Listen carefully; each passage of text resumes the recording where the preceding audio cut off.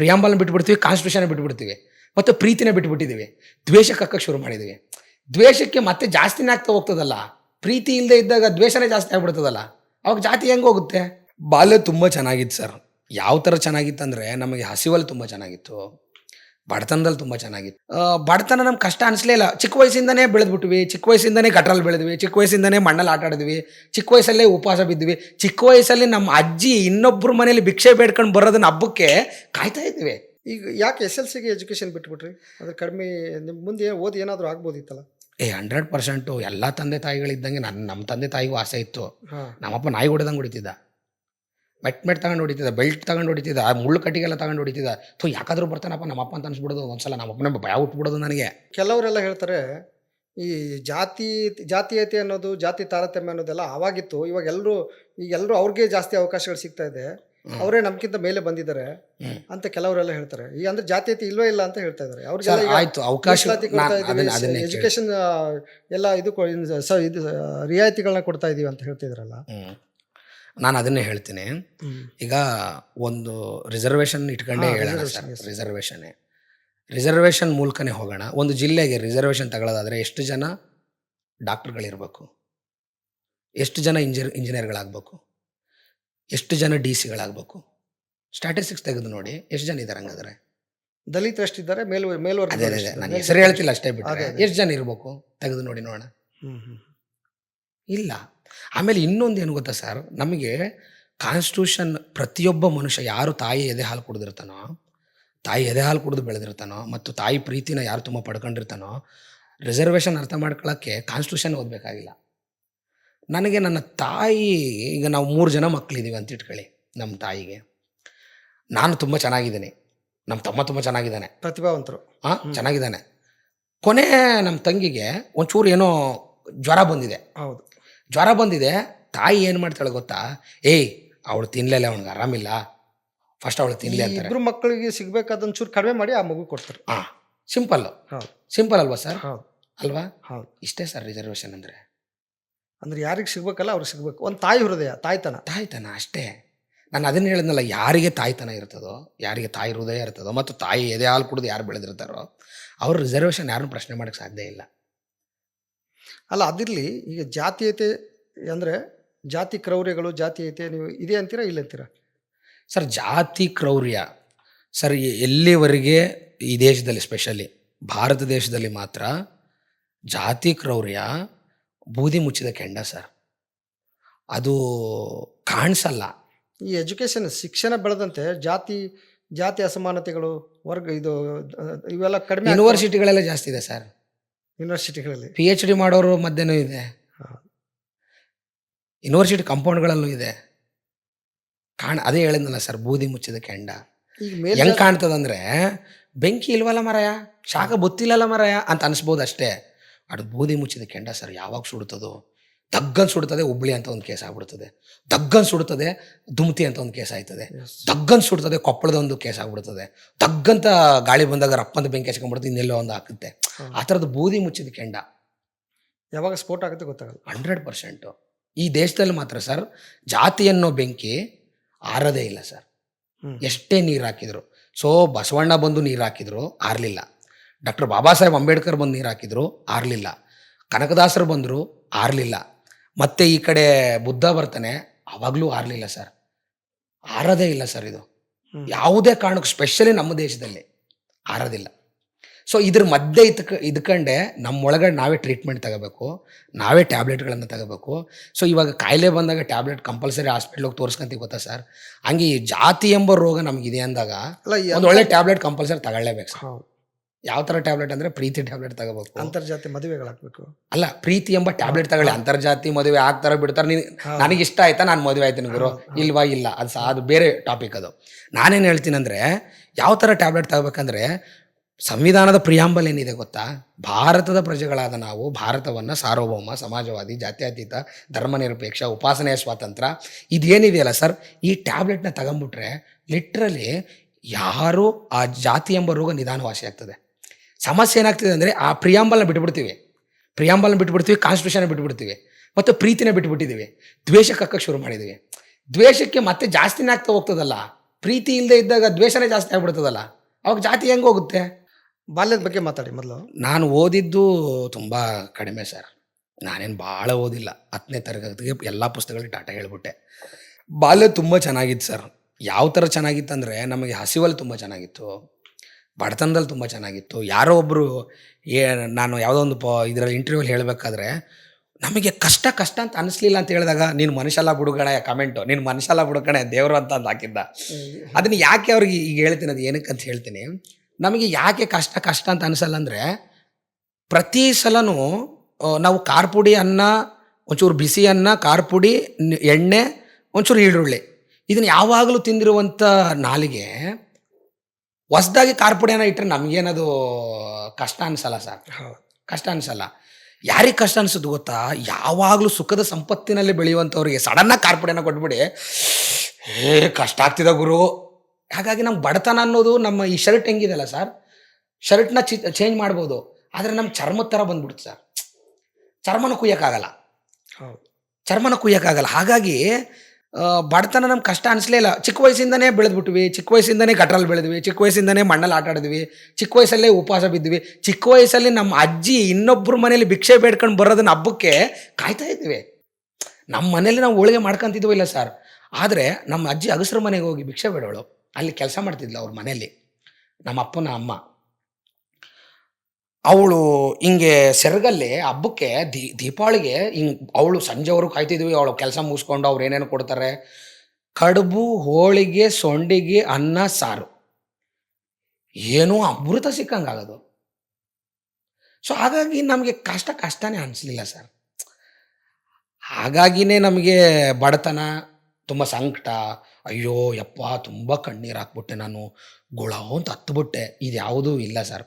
ಕಣ್ಣೀರು ಹಾಕಿಲ್ಲ, ಇಲ್ಲ ಬಡತನಕ್ಕೆ ಕಣ್ಣೀರು ಹಾಕಿಲ್ಲ, ಹಸಿವಿಗೆ ಕಣ್ಣೀರು ಹಾಕಿಲ್ಲ, ಆರ್ಥಿಕ ಸಮಾನತೆ ಇಲ್ಲ ಅಂತೇಳಿ ಕಣ್ಣೀರು ಹಾಕಿಲ್ಲ.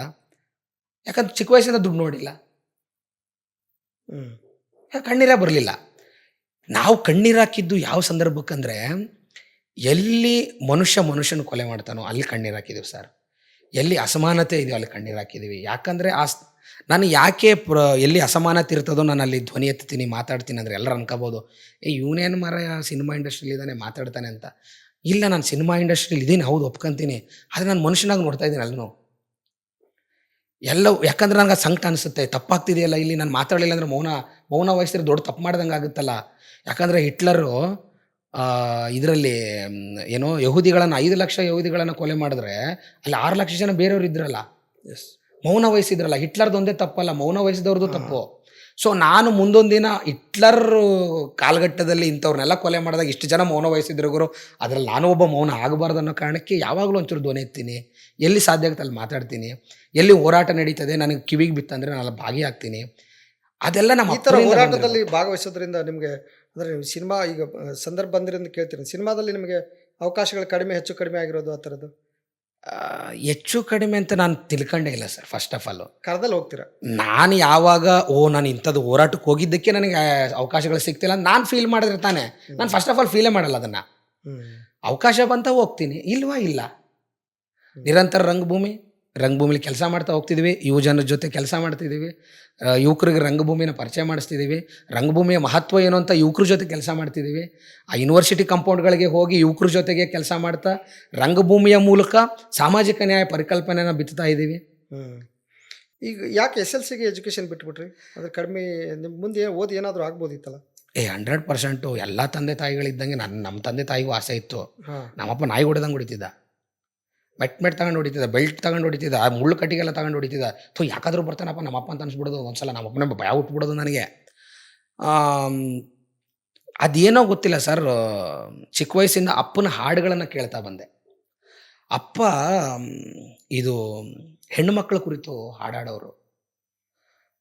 ಅವ್ರ ಕಣ್ಣೀರು, ನನ್ನ ಕಣ್ಣೀರು ನಿನ್ನ ಕಣ್ಣೀರು, ಕಣ್ಣೀರು ಹಿಂದಣ ಕಥೆಯೂ ಒಂದೇ, ಒಂಟಿಯಾಗಿ ಕಣ್ಣೀರಿಡುವೆ ಚಿಕ್ಕ ತಂಗ್ಯಮ್ಮ, ಜಂಟಿಯಾಗಿ ಹೋರಾಡೋಣ ಬಾರೆ ಮುದ್ದು ತಂಗ್ಯಮ್ಮ.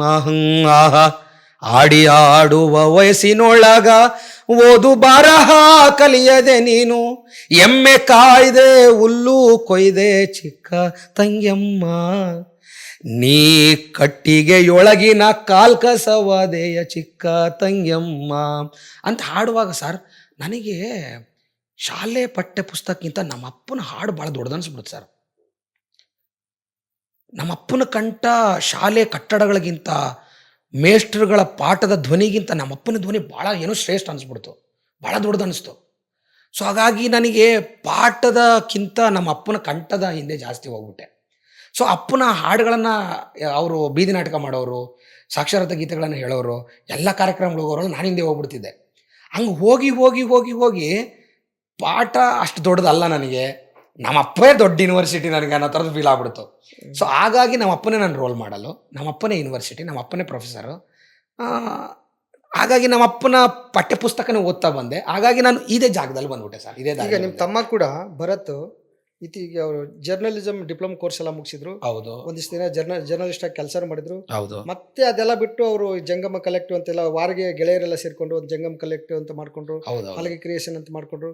ಈಗ ದೇಶಾದ್ಯಂತ ರಾಜ್ಯದಲ್ಲಿ ತುಂಬ ಒಳ್ಳೆ ಇದು ಕಲಾವಿದರಾಗಿ ಲೆಜೆಂಡ್ ಆಗಿ ಗುರುತಿಸ್ಕೊಂಡಿದ್ದಾರೆ ಭರತ್ ಡಿಂಗ್ರಿ. ಅವ್ರು ನನ್ನ ತಮ್ಮ. ಹಾಂ, ಅವರು ಅವ್ರದ್ದು ಬಗ್ಗೆ ಒಂಚೂರು ಹೇಳೋದಾದ್ರೆ ಅಂದರೆ ಅವರು ಎಜುಕೇಷನ್ ಎಷ್ಟು ಮಾಡಿದ್ರು ಮತ್ತು ಯಾಕೆ ಅವ್ರು ಮತ್ತೆ ವಾಪಸ್ ಅನ್ನ ತುಳಿದ ದಾರಿಯಲ್ಲಿ ಅವರು ಬಂದರು ಅಂತ. ಸರ್ ಅವನೇನು ಬೇರೆ ಅಲ್ಲ, ನಾನೇನು ಬೇರೆ ಅಲ್ಲ. ಅವರಪ್ಪನೂ ಡಿಂಗ್ರಿ ನರಸಪ್ಪನೇ, ನಮ್ಮ ಅಪ್ಪನೂ ಡಿಂಗ್ರಿ ನರಸಪ್ಪನೇ. ಸೊ ನಮ್ಮ ಅಪ್ಪನ ಚಿಕ್ಕ ವಯಸ್ಸಿಂದ ಅವನು ನೋಡ್ಕೊಂಡು ಬಂದಿದ್ದಾನೆ, ನಾನು ನೋಡ್ಕೊಂಡು ಬಂದಿದ್ದೀನಿ. ನಾನು ನೀನಾಸಮ್ಗೆ ಹೋದ್ಮೇಲೆ ನಮ್ಮ ಅಪ್ಪನಿಂದ ಅವನು ಹೋಗಿದ್ದಾನೆ. ಅವನು ತಮಟೆ ಚೆನ್ನಾಗಿ ನುಡಿಸ್ತಾನೆ, ಅದ್ಭುತವಾಗಿ ತಮಟೆ ನುಡಿಸ್ತಾನೆ. ಅಪ್ಪನಿಂದ ಹೋಗಿ ಹೋಗಿನೇ ತಮಟೆ ಕಲ್ತ್ಬಿಟ್ಟ. ಹಾಗಾಗಿ ಅವನು ಹೆಂಗೆ ಗೊತ್ತಾ ಸರ್, ಯಾವತ್ತೂ ಮಾತಾಡಲ್ಲ, ಒಳಗಡೆನೇ ಕುದೀತಾ ಹೋಗ್ತಾನೆ, ಕೆಲಸ ಮಾಡ್ಬೇಕಂತ ಅಪಾಪಿಸ್ತಾನೆ. ಹಂಗೆ ಒಳಗಡೆ ಇದ್ದುಕೊಂಡು ರಿದಮ್ ಪ್ಯಾಡ್ ಅಂತ ಕಲ್ತ, ತಬಲ ಅಂತ ಕಲ್ತ, ತಮಟೆ ಕಲ್ತ, ಡೋಲಕ್ ಕಲ್ತ, ಎಲ್ಲಿ ಕಾರ್ಯಕ್ರಮಗಳಿರ್ತಾವ ಅಲ್ಲೆಲ್ಲ ಮಾಡೋಕ್ಕೆ ಶುರು ಮಾಡ್ದ. ಸೊ ಹಾಗಾಗಿ ಅವನು ಗೊತ್ತಿಲ್ದಂಗೆ ಅದ್ರ ಮೇಲೆ ಭಾಳ ಹಿಡಿತ ಸಿಕ್ಕು ಅವನು ಆಸೆ ಈ ಕಡೆನೇ ಜಾಸ್ತಿ ಆಯಿತು ಅಂತ ಅನಿಸುತ್ತೆ. ಕಟ್ ಮಾಡಿದ್ರೆ ಅವನು ನನಗಿಂತ ಎತ್ತರ ಸ್ಥಾನದಲ್ಲಿದ್ದಾನೆ ನನ್ನ ತಮ್ಮ. ಇವತ್ತು ಎಲ್ಲ ಪತ್ರಿಕೆಗಳ ಬಗ್ಗೆ ಬರೀತಾರೆ. ಅವನು ಮಾಡುವ ಅಲ್ಗಿ ಕಲ್ಚರಿಂದ ತಮಟೆ ವರ್ಕ್ಶಾಪ್ಗಳು ಯಾರು ಮಾಡ್ತಿದ್ದಾರಲ್ಲ, ಯಾವ ತಮಟೆನ ಎಲ್ಲಿಟ್ಟಿದ್ರೂ ಅದನ್ನು ಒಂದು ಬೇರೆ ವೇದಿಕೆಗೆ ತರುವಂಥ ಒಂದು ಪ್ರಯತ್ನ ಮಾಡ್ತಿದ್ದಾನಲ್ಲ.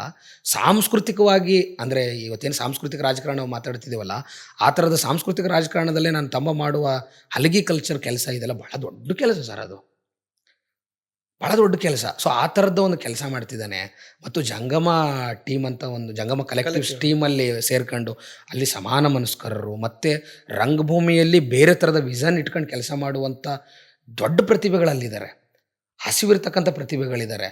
ಮತ್ತು ಯಾವ ಕತೆಗಳು ಈ ನೆಲದಲ್ಲಿ ಹೇಳಬೇಕು, ಆ ಕತೆಗಳು ಯಾರು ಹೇಳೋಕ್ಕಾಗಿಲ್ಲ, ಆ ಕತೆಗಳನ್ನು ನಾವು ಹೇಳಬೇಕಂತ ಬಂದಿರತಕ್ಕಂಥ ಒಂದು ತಂಡ ಅದು. ಹಾಗಾಗಿ ಅಂಥ ತಂಡದಲ್ಲಿ ನನ್ನ ತಮ್ಮ ಗುರುತಿಸ್ಕೊಳ್ತಾ ಹೋಗ್ತಿದ್ದಾನೆ. ಅದು ಜನರ ಪ್ರೀತಿ ಜಾಸ್ತಿ ಸಿಗ್ತಾ ಹೋಗ್ತಿದೆ, ಜನರ ಕರೆಸ್ಕೊಳ್ಳುವಿಕೆ, ಅದರ ಪ್ರದರ್ಶನಗಳು ತುಂಬ ಸಿಗ್ತಾ ಇದೆ. ಸೊ ಒಳ್ಳೆ ಕೆಲಸದಲ್ಲಿದ್ದಾನೆ ಸರ್, ಒಳ್ಳೆ ದಾರಿಲಿದ್ದಾನೆ ನನ್ನ ತಮ್ಮ, ಹೆಮ್ಮೆ ಇದೆ. ಒಳ್ಳೆ ದಾರಿಲಿ ಅಂದರೆ ದುಡ್ಡು ಮಾಡೋ ದಾರಿಲಿ ಅಂತಲ್ಲ ಸರ್, ದುಡ್ಡು ಮಾಡೋ ದಾರಿಲಿ ಇದ್ದಾನೆ ನನ್ನ ತಮ್ಮ ಅಂತ ಹೇಳ್ತಿಲ್ಲ. ನನ್ನ ತಮ್ಮ ಸಮಾಜಕ್ಕೋಸ್ಕರ ಮತ್ತು ಸಾಂಸ್ಕೃತಿಕ ರಾಜಕಾರಣ ಯಾರು ತಮಟೆನ ಹೆಣದಲ್ಲಿ ಬಡಿಬೇಕು, ಮೆರವಣಿಗೆಯಲ್ಲಿ ಬಡಿಬೇಕಂತ ಇಟ್ಟಿದ್ರೋ ಅದನ್ನು ಪ್ರತಿ ಹೃದಯಗಳಿಗೆ ತಲುಪೋ ಮಟ್ಟ ಕೆಲಸ ಮಾಡ್ತಿದ್ದಾನಲ್ಲ. ನಿಮ್ಮ ಅಪ್ಪ ಏನು ಅನ್ಕೋತಿರ್ಬೋದು ಈಗ ಅಂದರೆ, ನಮ್ಮ ಮಕ್ಕಳು ಓದಿ ಏನೋ ಒಂದು ಸರ್ಕಾರಿ ನೌಕರಿ ತಗೊಂಡು ಅವ್ರ ಕಾಲಕ್ಕಾದ್ರೂ ಕಷ್ಟ ನಾವೇನು ಅನುಭವಿಸಿದ್ವಲ್ಲ ಕಷ್ಟ ಕೊನೆಗಾರಲಿ ಅನ್ಕೊಳ್ಳೋವಂಥದ್ದು ಒಂದು ಎಲ್ಲ ಪಾಲಕರದ್ದು ಒಂದು ಆಶಯ 100%. ಬಟ್ ಈಗ ನಿಮ್ಮ ಬೆಳವಣಿಗೆ ನೋಡಿ ನಿಮ್ಮ ಅಪ್ಪವ್ರಿಗೆ ಏನು ಅನಿಸ್ತಿದೆ? ಖುಷಿಯಾಗಿ ಹೇಳ್ಕೊಂಡು ಓಡಾಡ್ತಾರೆ ಸರ್ ಎಲ್ಲ ಕಡೆ. ಗ್ರೇಟ್. ಎಲ್ಲ ಕಡೆ ನಾವು ಏನಾರ ಒಂದು ಯಾವುದೋ ನಮ್ಮ ತಮ್ಮ ಪತ್ರಿಕೆ ಬಂತಂದರೆ ಪತ್ರಿಕೆ ತಗೊಂಡು ಊರವ್ರಿಗೆಲ್ಲ ತೋರಿಸ್ಬಿಡ್ತಾನೆ ನಮ್ಮಪ್ಪ. ನಂದು ಅವಾಗ ಡೆಕ್ಕನ್ ಹೆರಾಲ್ಡಲ್ಲಿ ನಂದು ನ್ಯಾಷನಲ್ ನ್ಯೂಸ್ ಆಗಿತ್ತು. ಅದನ್ನು ತಗೊಂಡು ಪೇಪರು ಗಾಡಿಲೇ ಇಟ್ಕೊಂಡು ಎಲ್ಲೆಲ್ಲಿ ಗಾಡಿ ನಿಲ್ಲಿಸೋ ಫ್ರೆಂಡ್ಸ್ ಸಿಗ್ತಾರೆ ಅವ್ರಿಗೆಲ್ಲ, ಇಲ್ಲಿ ಬರ್ರಿ ನನ್ನ ಮಗ ನೋಡಿ ಬಂದವನೇ. ಆ ಪ್ರಜಾವಾಣಿಲಿ ಒಬ್ಬರು ನಾನು ಆರ್ಟಿಕಲ್ ಬರೆದಿದ್ರು, ಅದನ್ನು ಹಿಡ್ಕೊಂಡು ಎಲ್ಲರಿಗೂ ತೋರಿಸೋದು. ನಮ್ಮ ತಮ್ಮಂದು ಹಂಗೆ ಏನಾರ ಬಂತು ಅಂದರೆ, ನಮ್ದು ಏನಾರು ವೀಡಿಯೋ ಏನಾರು ಬಂತು ಅಂದರೆ, ಯಾವುದಾದ್ರೂ ಹಾಡಾಡಿದ್ದಾಗಲಿ, ಏನಾರು ಆ್ಯಕ್ಟ್ ಮಾಡಿದ್ದಾಗಲಿ, ನಾಟಕದ್ದಾಗಲಿ, ಇನ್ನೇನೇ ಯಾವುದೇ ವೀಡಿಯೋ ಇರಲಿ ಬಂತಂದರೆ ನಮ್ಮ ಅಪ್ಪ ಒಂದು 20 ಸಲ ನೋಡ್ತಾನೆ ಒಬ್ಬನೇ ಕೂತ್ಕೊಂಡು. ಸೊ ನಮ್ಮಪ್ಪ ಖುಷಿ ಇದೆ.